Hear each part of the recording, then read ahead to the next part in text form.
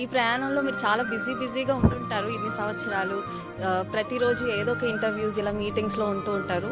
So ఈ busy life నుంచి బయటకు రావడానికి మీ రిఫ్రెష్మెంట్ ఏంటి? అంటే ఫ్యామిలీతో టైం ఎలా స్పెండ్ చేస్తారు అలా? ఆదికి ఆదివారం లేదంటారు మా ప్రాంతంలో. దసరా దీపావళి కూడా బయట చేసుకుంటా. 95లో జిల్లా పరిషత్ మెంబర్ అయినాక ఒక సంవత్సరం ఇంట్లో మా భార్య అంటుండే, ఇక తర్వాత తను ఇక నువ్వు ప్రజలకి అంకితం అయిపోయినావు, ఎప్పుడు వస్తావు అని అడగదు పాపం. అడ్జస్ట్ అయిపోయింది ఆ విధంగా, అంటే ప్రజలతో మమేకం అయిపోయింది ఆ విధంగా. ప్రతినిత్యం ప్రజల మధ్య ఉండడం అలవాటు అయిపోయింది. ఆ అలవాట్లు వాళ్ళకి సేవ చేసేటువంటి భాగ్యం దొరకడం ఇది పూర్వజన్మ సుకృతంగా భావిస్తున్నా.